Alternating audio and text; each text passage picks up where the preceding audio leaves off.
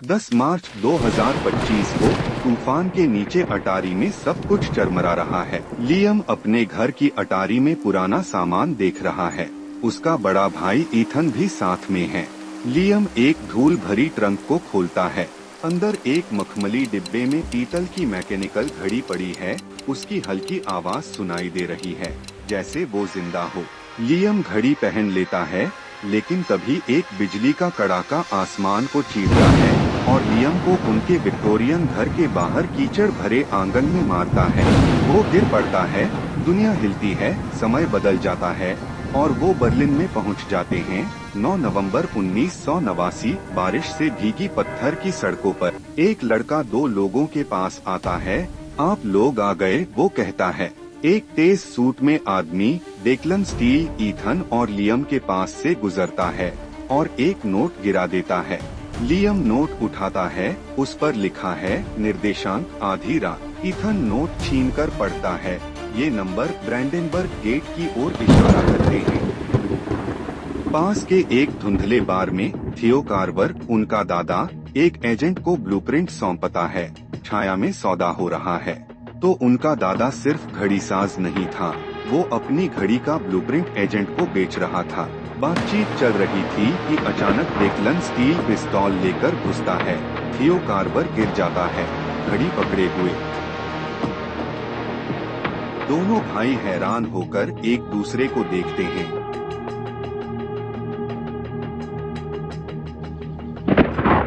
और समय फिर बदल जाता है।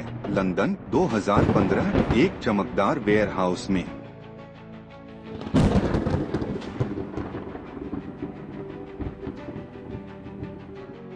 डेक्लन स्टील अब थोड़ा बूढ़ा, नकाबपोश लोगों को एक चमकते क्रोनोशिफ्ट बम के बारे में बताता है, जो नीली रोशनी में धड़क रहा है। ईथन टर्मिनल हैक करता है, उसका टेक ज्ञान काम आता है।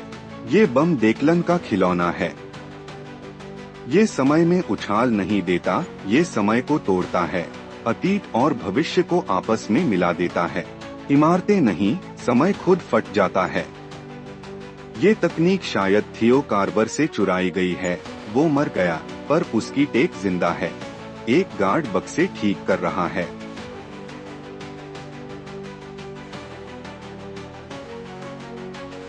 लियम ट्रॉली के पीछे छिपकर गार्ड का की कार्ड चुरा लेता है। तो वो सब कुछ बर्बाद कर रहा है, ईथन पक्का करता है।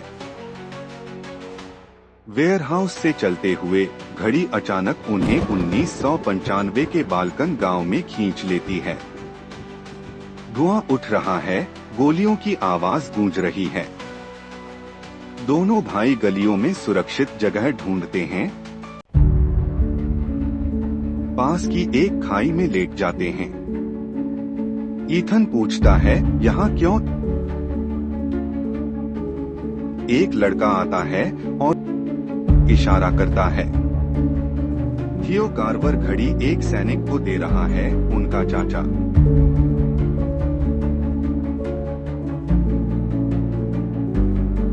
अचानक डेक्लन स्टील का बाप आता है, कार्वर को धमकाता है और गोली मार देता है। एक चमक होती है। ईथन खाई में फुसफुसाता है, थियो कार्वर ये घड़ी हमें देना चाहता था।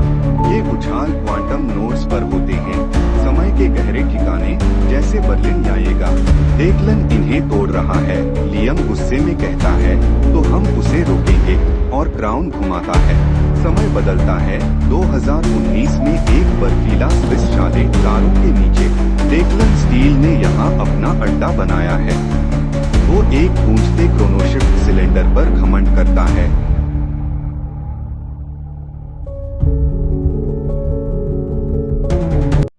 ईथन उससे भिड़ता है, दोनों सिलेंडर के लिए लड़ते हैं, लेकिन डेक्लन उसे चालू कर देता है। समय टूटता है, जलते शहरों की झलकियां दिखती हैं। युद्ध भड़कते हैं, अकाल पड़ता है। लियम और ईथन हैरान रह जाते हैं। डेक्लन भागने की कोशिश करता है। लियम उसे पकड़कर चाकू मारता है, लेकिन डेक्लन के पास समय का कंट्रोल है। उसका घाव गायब हो जाता है और भाई 2050 में खिंच जाते हैं। विलोब्रूक बर्बाद, राख से भरा आसमान, गगनचुंबी इमारतें खंडहर में। एक दबी हुई लैब में ईथन ब्लूप्रिंट्स खंगालता है। थियो कार्वर के नोट्स पकड़कर कहता है, लियम, इस घड़ी में क्वांटम कॉइल है, एक तार जो समय को स्थिर रखता है। डेक्लन के बम नोट्स को तोड़ते हैं, पर ये कॉइल इसे ठीक कर सकता है। वो एक नंबर दिखाता है, 1420 एमहर्ट्ज। हाइड्रोजन की फ्रीक्वेंसी, ब्रह्मांड की गूंज। घड़ी बेतरतीब नहीं उछलती, ये समय और जगह के खास पॉइंट्स पर लॉक होती है। फिर वो 2080 में पहुंचते हैं। एक चमकता किला, क्रोनोशिफ्ट एरे ड्रोन गूंज रहे हैं। डेक्लन स्टील एक विशाल क्रोनोशिफ्ट एरे पर खड़ा है, नीली रोशनी चमक रही है।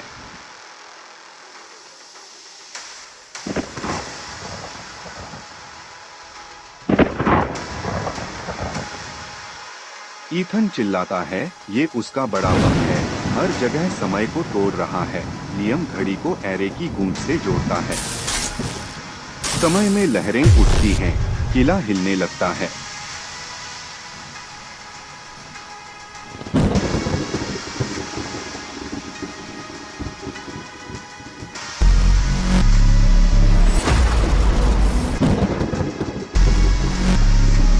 डेक्लन झपटता है, समय मेरा है। ईथन रोकता है, घड़ी में चिंगारियां निकलती हैं, अब नहीं।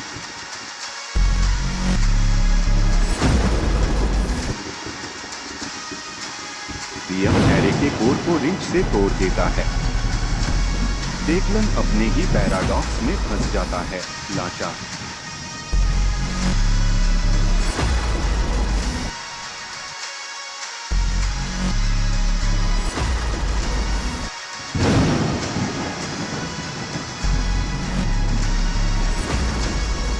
एरे ढहने लगता है, समय उछड़ने लगता है।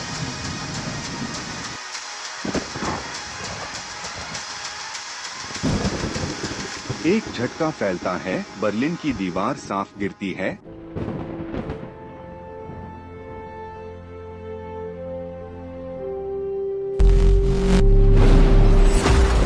बालकन शांत।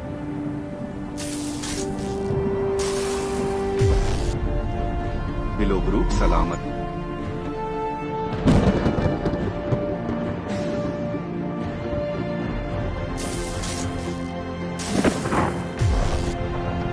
अटारी में वापस 15 मार्च 2025। धूल जम जाती है, घड़ी मर चुकी है, गियर जाम हो गए। ईथन थियो कार्वर की डायरी खोलता है। थियो ने ये सब सेट किया। लियम, बर्लिन के वो निर्देशांक बेतरतीब नहीं थे, एक नोड, मजबूत ठिकाना। डेक्लन ने उसकी टेक चुराई थी। अचानक घड़ी से हल्की टिक की आवाज आती है। सुइयां तेजी से घूमने लगती हैं। ईथन ठिठकता है, ये जिंदा है। बाहर गड़गड़ाहट होती है।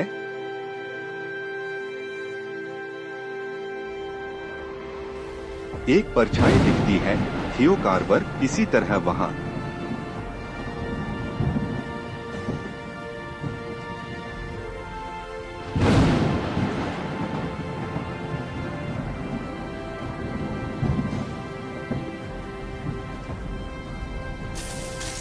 डायरी का पन्ना खुलता है। ईथन बुदबुदाता है, लंदन, भविष्य।